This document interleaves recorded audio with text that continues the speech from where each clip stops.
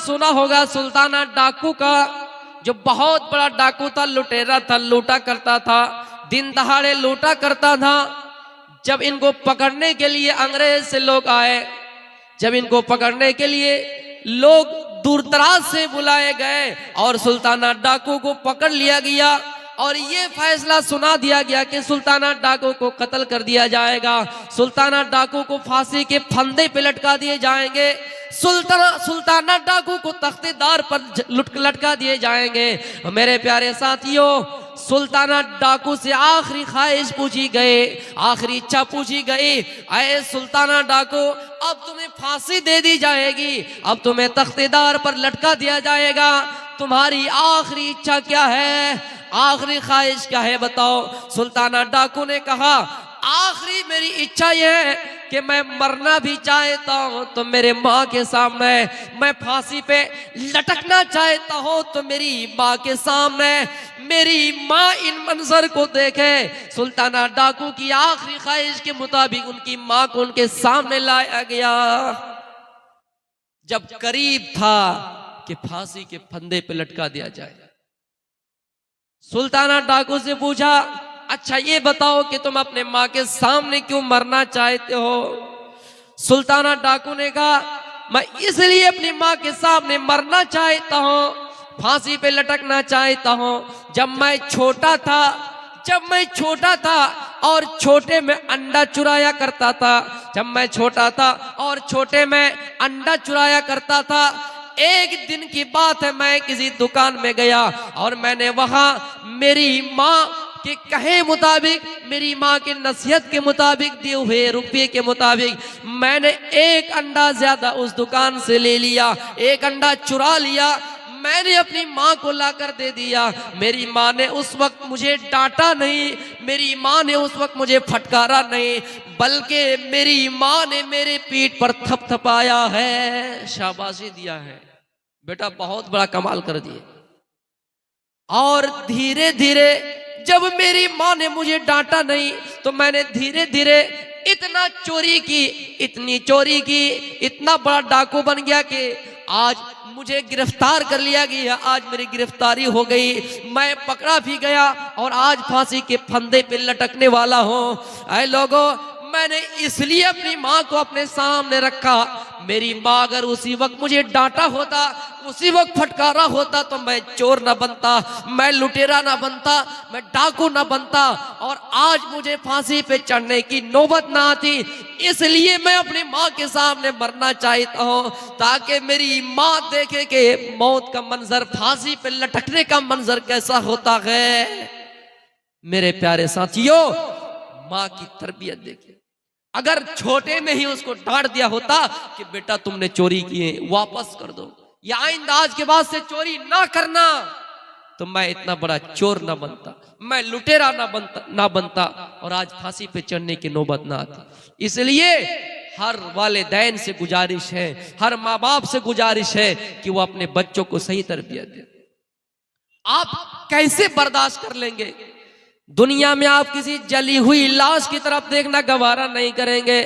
कोई अगर जल जाए, किसी घर में आग लग जाए, कोई फर्द जल जाए, कोई शख्स जल जाए, आप उनकी लाश को देखना गवारा नहीं करेंगे। लेकिन ऐ लोगों सुनो, कल कयामत का दिन होगा, अगर खुदा न खास्ता आप जहन्नम में चले गए, आपकी औलाद जहन्नम में चले गए, तो मेरे प्यारे साथियों, जहां जलाए जाएंगे, आग भड़काई जाएगी, तो आपके जिस्म से भड़काए जाएंगे, इंसान से भड़काए जाएंगे, आपकी लाश जल जाएगी। कैसे ये बर्दाश्त करेंगे?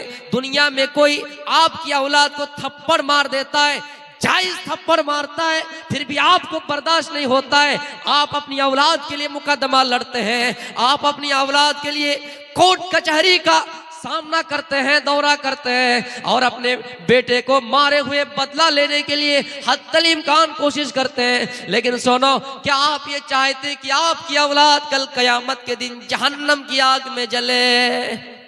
मेरे प्यारे साथियों, नहीं, ऐसा नहीं कर सकते। इसलिए औलाद की मोहब्बत में इतना ना पड़ जाए कि आप हलाल और हराम के अंदर तमीज ना कर सके। कल कयामत का दिन होगा, आपको जहन्नम में डाला जाएगा, आपको जहन्नम में डाला जाएगा, पूछेगा और आप भी कहेंगे आय अल्लाह अगर मुझे जहन्नम से नजात मिल जाए, अगर मुझे जहन्नम से छुटकारा मिल जाए, मेरे बेटे हैं, मेरी बेटियां हैं, मेरी औलाद है, मेरे रिश्तेदार हैं, और भी लोग हैं, इन सबको तू फिदिये में ले ले, इन सबको जहन्नम में डाल दे, लेकिन मुझे तू जन्नत में डाल दे।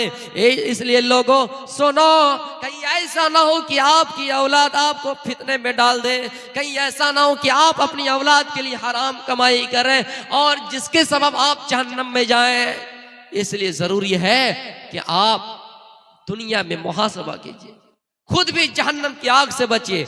अल्लाह के नबी फरमाते हैं, ऐ लोगों जहन्नम को अपना ठिकाना ना बनाओ, कुछ सदका कर दो, कुछ खैरात कर दो, जहन्नम की आग से बच जाओ। अल्लाह फरमाता है वक़ूदुहन्नास वल हिजारा, अल्लाह कहता है कू अंफुसकुम व अहलीकुम नारा, ऐ लोगों अपने आप को भी जहन्नम से बचाओ और अपनी औलाद को भी जहन्नम से बचाओ। अपने आप को भी जहन्नम की आग से बचाइए और अपनी औलाद को भी जहन्नम की आग से बचाइए। जरूरी है आप ये ना सोचे कि मैं तो जन्नती हूँ, मेरी औलाद जाए तो जहां जाए उसकी मर्जी, नहीं, आप भी खुद बचिए और अपनी औलाद को बचाइए। अल्लाह के नबी सल्लल्लाहु अलैहि वसल्लम की तालीम देखिए, तरबियत देखिए। आपने जिस बेटी से सबसे ज्यादा प्यार किया हो, आप जिस बेटी से सबसे ज्यादा मोहब्बत किए हो, जिनका नाम हजरत फातिमा रज़ियल्लाहु ताला अन्हा है, आपने फातिमा को देखा, आपने फातिमा से कह दिया ओ मेरी बेटी, जन्नत की तमाम औरतों का सरदार तुम हो, जन्नत में जितने भी औरतें होंगे सबका सरदार तुम हो। अल्लाह के नबी अपनी इस बेटी से सबसे ज्यादा मोहब्बत करते थे, लेकिन अल्लाह के नबी सल्लल्लाहु अलैहि वसल्लम एक दिन उसके घर जाते, दरवाजे पे पहुंच जाते हैं, देखता है कि दरवाजे में एक रंगीन चादर लटक रही है, एक डिजाइनदार चादर लटक रही है, एक खूबसूरत पर्दा लटक रहा है। आपने देखा खूबसूरत चादर को, आपने देखा रंगीन चादर को, आपने खूबसूरत डिजाइनदार पर्दा देखा, वहां से लौट गए और अपने घर की तरफ चले आए। हजरत फातिमा को पता चला कि मेरे अब्बू यहाँ आए थे, लेकिन पता नहीं क्या हुआ, आप यहाँ से नाराज होकर अपने घर चले गए। हजरत अली से कहती है ओ अली जाइए अल्लाह के नबी से पूछिए क्या बात है, क्या आप मेरे घर आए, लेकिन क्या हुआ कि मेरे घर से आप वापस चले गए, क्या हुआ कि मेरे घर से वापस चले आए। हजरत अली अल्लाह के नबी के पास गए और कहा अल्लाह के नबी, हजरत फातिमा को पता चला है, फातिमा पर यह बात बहुत कीड़ा गुजरी है कि आप मेरे घर आए लेकिन दरवाजों को दस्तक नहीं दिए, अंदर नहीं आए, बाहरी से आप अपने घर की तरफ लौट गए, क्या बात है। अल्लाह के नबी ने फरमाया अय अली मेरी बेटी फातिमा से कहिए, मेरी बेटी फातिमा को कहना माँ अना व दुनिया व माँ अना व रकम, अय अली मेरी बेटी से कहना कि मैं नबी हूँ, मुझे दुनिया से क्या मतलब है, मैं नबी हूँ, मुझे दुनिया के डिजाइनर चीजों से क्या मतलब है, मैं नबी हूँ, मुझे निराली दुनिया से क्या मतलब है, मैं नबी हूँ, मुझे दुनिया की खूबसूरती से क्या मतलब है। अय अली मुझे दुनिया से कोई मतलब नहीं, ना ही मुझे दुनिया के खूबसूरत चीजों से कोई मतलब है। करा की बिनिस्तजल्ला तहता शजरत, मैं तो ऐसा हूं जैसा कोई मुसाफिर यहाँ आए हैं आपकी सरजमीन पर।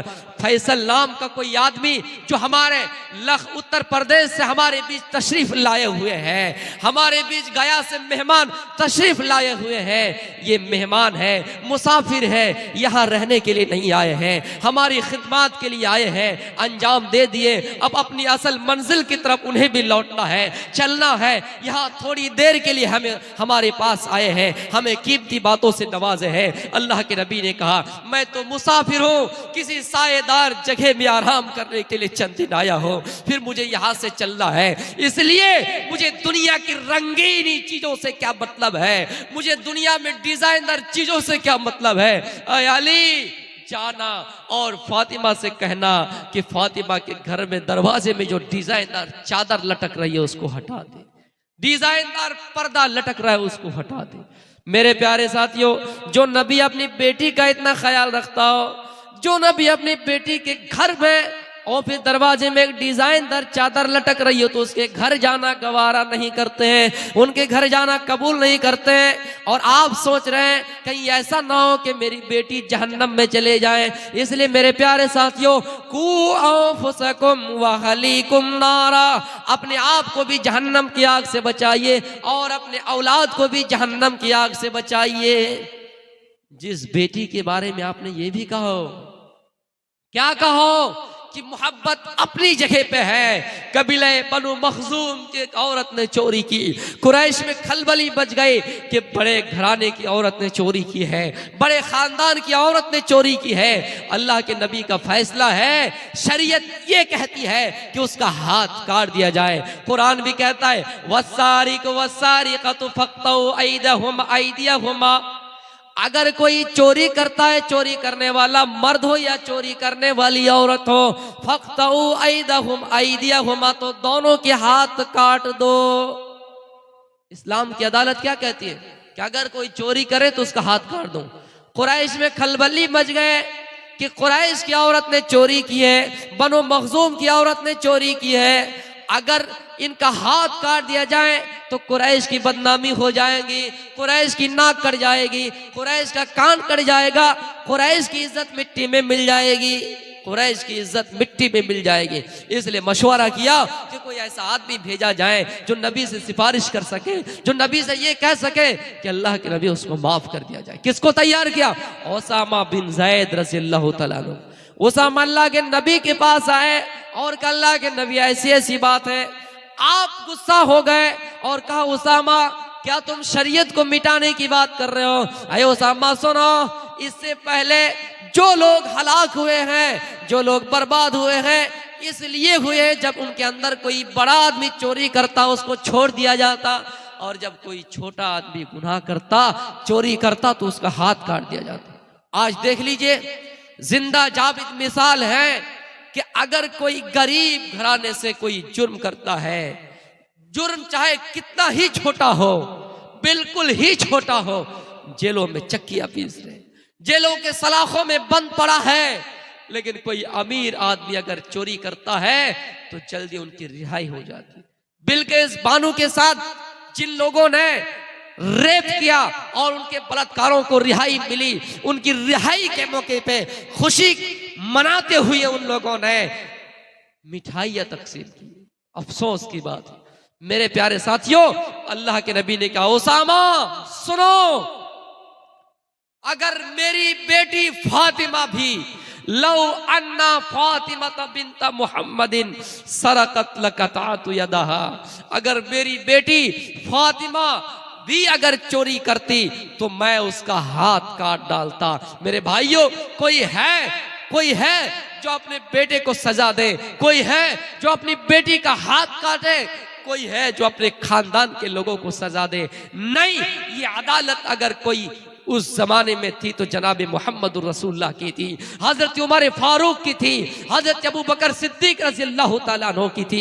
इसलिए आइडियल अगर किसी को बनाना है तो इन सहाबिया और सहाबियात को बनाना है। हम और आप सलमान खान का स्टाइल से चला करते हैं, हम और आप शाहरुख खान को अपना आइडियल मानने लगे हैं, हम और आप क्रिकेटर को अपना आइडियल मानने लगे हैं, उनकी सारी चीजों को याद कर लेते हैं। लेकिन हमें अफसोस है अली याद नहीं है, हमें अफसोस है उस्मान गनी रज़ियल्लाहु ताला अन्हु याद नहीं है। मेरे प्यारे साथियों, अल्लाह के नबी ने कहा कि अगर मेरी बेटी फातिमा भी चोरी करे तो मैं उसका हाथ काट डालूंगा।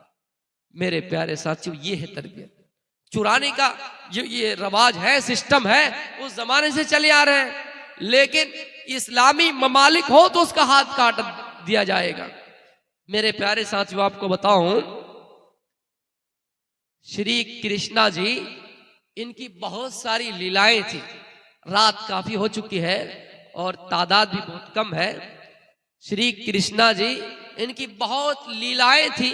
उनकी एक लीला ये थी कि वो बचपन में बालक जब थे वो मक्खन चोरी किया करते थे।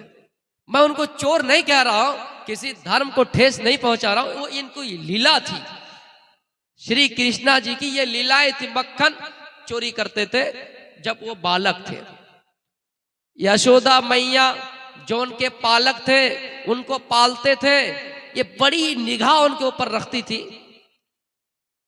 लेकिन जब जब पता चलता कि मक्खन कौन चुराता है, यशोदा मैया एक दिन क्या किया, मक्खन की जो मटका होते हैं, मक्खन का मटका उन्होंने ऊपर रस्सी के सहारे से बांध दिया कि आज देखे कि कौन मक्खन चुराता है।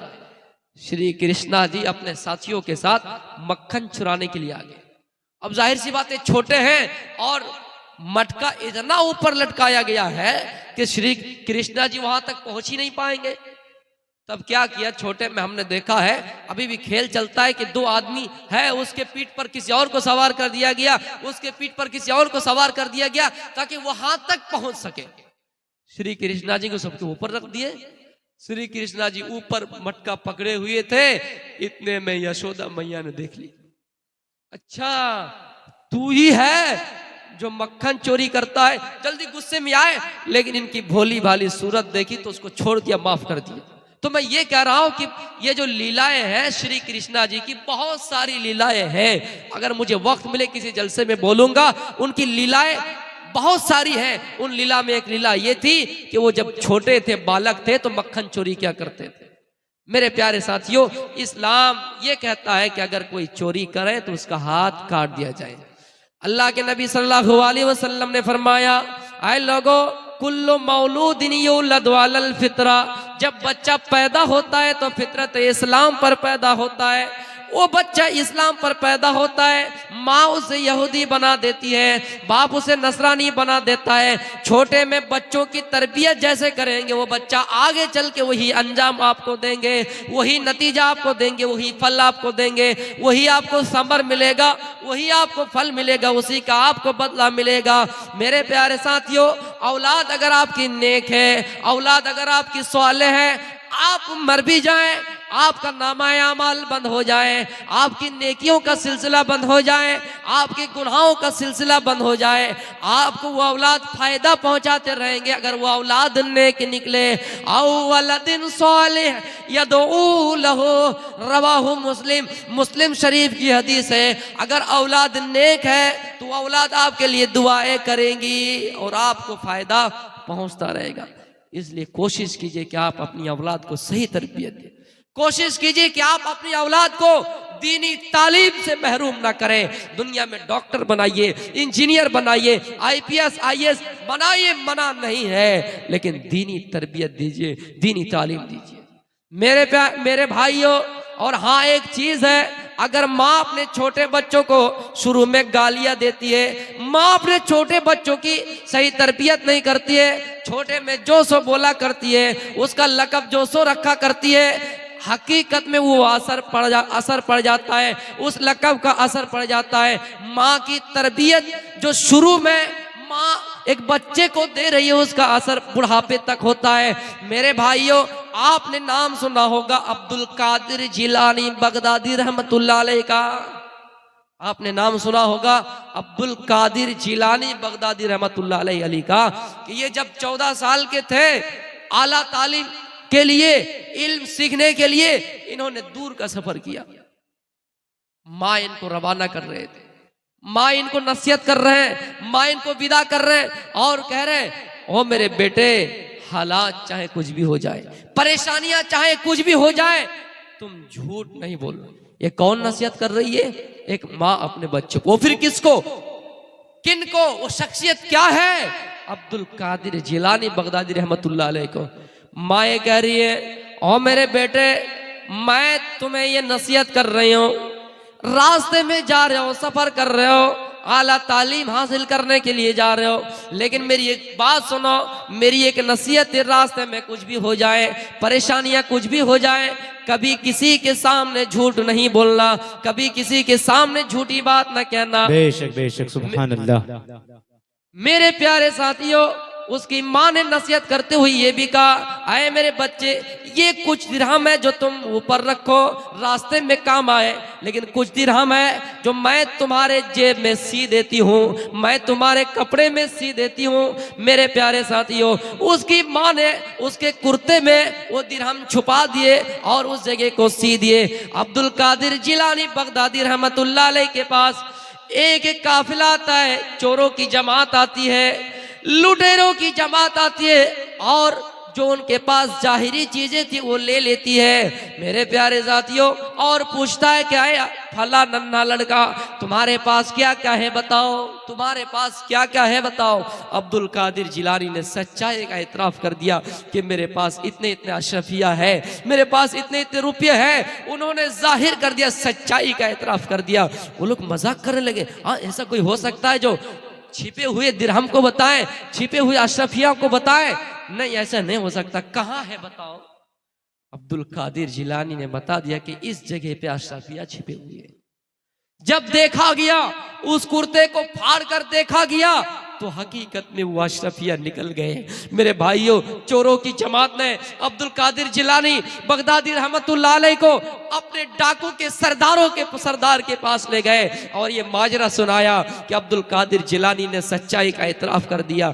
सरदार ने पूछा, क्या बात है, तुम्हारी वो अशरफिया इस तरह महफूज थी, अगर तुम नहीं बताते तो खोज के नहीं मिलती, लेकिन क्या वजह है कि तुमने सच्चाई का एतराफ कर दिया? अब्दुल कादिर जिलानी कहते हैं, ये मेरी माँ की नसीहत थी, हालात चाहे कुछ भी हो जाए झूठ नहीं बोलना। मेरे प्यारे साथियों, फिर डाकुओं ने और डाकू के सरदार ने उसी जगह पे तौबा कर ली, उसी जगह पे रुजू कर लिया। आज तक हम हैं जो चोरी करते हैं, आज तक हम हैं जो लूटा करते हैं, आज तक हम हैं जो एक दूसरे पर डाका डालते हैं। और ये लड़का जिसको माँ की नसीहत याद है, जिसको माँ का फरमान याद है, माँ का कौल याद है, और उन्होंने माँ की बातों को ठुकराया नहीं और सच्चाई का एतराफ कर दिया। इसलिए लोगों, अगर हम दुनिया में गुनाह किए हैं, अगर हम दुनिया में अगर खता किए, दुनिया में अगर हमसे गलतियां हो गई हैं, तो हम अल्लाह से तौबा करें, हम अल्लाह से दुआ करें, अल्लाह हमारी तौबा को कबूल करने वाला है। गुनाहों से हूँ शर्मिंदा, इलाही दर गुजर कर दे। गुनाहों से हूँ शर्मिंदा, इलाही दर गुजर कर दे। बड़ा मुजरिम हूँ मैं तेरा, इलाही दर गुजर कर दे। मेरे भाइयों, अब्दुल कादिर जिलानी ने सच्चाई का एतराफ किया, अपनी माँ की नसीहत को उस जगह पे पेश किया। सारे डाकू, कोई ये कहता है कि मुसलमान हो गए, कोई ये कहता है कि छीनने से झपटने से तौबा कर ली कि आज के बाद से हम लोग ऐसा नहीं करेंगे। माँ की नसीहत और इन बच्चे की, छोटे बच्चे की, उसका इकरार करना, उस पर अमल कर लेना, कुछ लोगों को तौबा करवाने पर जो लुटेरा है, जो डाकू है, मजबूर करवा दिया। तो मेरे प्यारे साथियों, इसलिए हालात कुछ भी हो जाए, हमें और आपको झूठ नहीं बोलना चाहिए। और वालिदैन को चाहिए, एक माँ को चाहिए कि वो अपने बच्चों की सही तरबियत करे, सही परवरिश करे, अपने बच्चों को सही ज्ञान दे कि कौन सा रास्ता सही है। ओ मेरे बेटे, ये जिना का अड्डा है, ये शराबी का अड्डा है, ये जुआरी का अड्डा है, ये कबाबी का अड्डा है। तुम यहाँ चोरी ना करना, तुम यहाँ शराब ना पीना, तुम यहाँ कुछ ना करना, अच्छे लोगों के साथ शामिल रहना, तुम यहाँ बुरे लोगों के साथ मत जाना। अगर लोहार के भट्टी में जाओगे तो तुम्हें लोहार की कुछ बदबू आएंगे। अगर तुम किसी इत्र फरोश के वहां जाओगे तो तुम्हें जरूर इत्र की महक छुएगी, तुम्हारे जिस्मों में लगेगी। इसलिए मेरे भाइयों, हमें और आपको कोशिश करनी चाहिए कि हम और आप अच्छे लोगों में शुमार हो, हम और आप अच्छे लोगों के जमात में रहे। अल्लाह के नबी सल्लल्लाहु अलैहि वसल्लम फरमाते हैं, अल्लाह के नबी की हदीस है, अगर कोई दीनी मजलिस में शरीक होता है, शामिल होता है, अल्लाह के जिक्र में अल्लाह के जिक्र में वो लगा रहता है, अल्लाह के जिक्र में मशगूल रहता है, अल्लाह की याद करता है। मेरे भाइयों, फरिश्ता अल्लाह से कहता है, ओ अल्लाह, आपके कुछ बंदे हैं जो फला सरजमी पे तकरीर हो रही थी, वहां दूर दराज से मेहमान आए हुए थे जो तेरे जिक्र कर रहे हैं, तेरा नाम ले रहा है। अल्लाह फरिश्तों से कहता है, ओ मेरे फरिश्ते, तू बता क्या वो मेरा बंदा मुझे देखा है? कहा नहीं, अरे अल्लाह वो तो तुझे देखा नहीं है। फिर कहता वो क्या मांग रहा है, वो बंदा क्या मांग रहा है? फरिश्ता कहता है, अल्लाह वो बंदा जन्नत मांग रहा है। अल्लाह कहता है, आए मेरे फरिश्ता, क्या वो बंदा जन्नत देखी है? कहा नहीं। फिर कह रहे वो फरिश्ता, ये बताओ वो बंदा किससे नजात, किससे पनाह मांग रहे हैं? फरिश्ता कहता वो जहन्नम से पनाह मांग रहा है। अल्लाह कहता है, क्या वो जहन्नम देखी? कहा नहीं। अल्लाह कहता है, मैंने उन तमाम लोगों को बख्श दिया।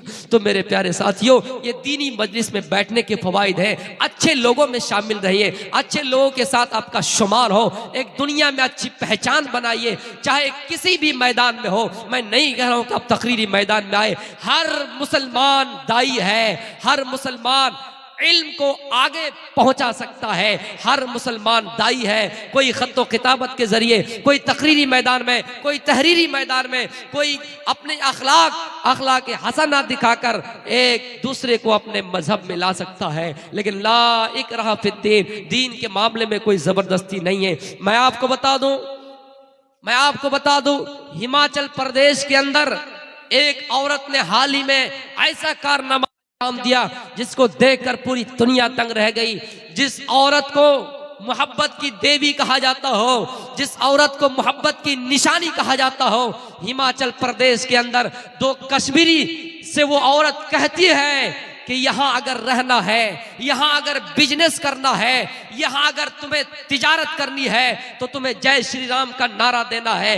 आज भी इतिहास के पन्ने उठाकर देखिए, सोशल मीडिया पर देखिए, अखबारात पर देखिए, उस औरत ने कहा, हम तो अब तक सुनते आ रहे थे कि नौजवान ऐसा कर रहे हैं, हम तो आज तक सुन के आ रहे थे आरएसएस के चेले ऐसे कर रहे हैं, लेकिन एक औरत ने ऐसा कारनामा अंजाम दिया। आखिरकार उन दो कश्मीरों को वहां से तिजारत करने नहीं दिए और हिमाचल प्रदेश से भगा दिए। तो मेरे भाइयों, मैं ये कह रहा हूं कि यहाँ हम और आप मुसलमान हैं, हमें कोई किसी के सामने ये नहीं कहना कि तलवार के जोर से इस्लाम कबूल करो। हमारा इस्लाम कभी नहीं झुका है और आज भी नहीं झुकेगा। ये इस्लाम है जिसको जितना दबाया जाएगा ये उतना उभरेगा। मेरे नबी की ये तालीम है, लोगों तुम अपने अखलाक से लोगों को, अपने अखलाक के रस्सी से लोगों को जकड़ने की कोशिश करो, कभी अपना हथियार इस्तेमाल न करो। और मेरे नबी की तालीम भी ये भी है, जो ये कह रहे हैं दीपावली के मौके पर, जो ये कह रहे हैं किसी शुभ अवसर के मौके पर कि जनाब मुहम्मद रसूलुल्लाह के पुतले बनाए जाए और उनको जलाए जाए, मेरे नबी की तालीम यह है कि लोगों, अगर तुम जंग के मैदान में हो, अगर लड़ने के लिए गए हो, अगर एक तरफ काफिर है दूसरी तरफ मुसलमान है, फिर भी किसी मुसलमान को ये पावर नहीं है, किसी मुसलमान को ये हक नहीं है कि किसी गरीब पर अत्याचार करे, किसी बूढ़े पर लाठी चलाए, किसी औरत पर जुल्म करे, किसी मासूम बच्चे को कत्ल करे। नहीं, ये कानून जंग के अंदर भी इस्लाम ने बनाई है, जंग के अंदर भी ये कानून है। मेरे भाइयों, इससे बढ़कर कौन सा मजहब मिल सकता है जिसको कहा गया वेदा हामिद पुरुष महान इमादित तोड़ तपस परस्तात न्याया। ऐ लोगों, तुम्हें इस्लाम पर लाने के लिए, तुम्हें सत्य मार्ग पर चलाने के लिए, सीधा रास्ता दिखाने के लिए अहमद नाम का एक आदमी जन्म लेगा, जो पुरुष होगा, जो इंसान होगा, वरुण तपस्या, ईश्वर की बहुत ज्यादा तपस्या करेगा, ईश्वर को बहुत ज्यादा याद करेगा। तुम उसकी कुटिया में चले जाना, तुम उसके नक्शे कदम पर चलना और उसी के नक्शे कदम पर चलकर अल्लाह से जन्नत मांगना, जहन्नम से पनाह मांगना। हाँ सुनो, या न्याया, जो मोहम्मद के तरीके पे ना चलेंगे, जो अहमद के बताए हुए रास्ते पे ना चलेंगे, उसके लिए कोई दूसरा रास्ता नहीं जिससे वो स्वर्ग हासिल कर सके, उसके लिए कोई दूसरा रास्ता नहीं जिससे वो पैराडाइज जा सके, उसके लिए कोई दूसरा रास्ता नहीं जिससे वो प्रधान नगर जा सके। हमें पटना जाना है, हमें दिल्ली जाना है, अगर यहाँ रास्ता ट्रैफिक जाम हो जाए, यहाँ किसी चीज का विरोध चल रहा हो, प्रदर्शन चल रहा हो, हम जहाज के जरिए चले जाएंगे।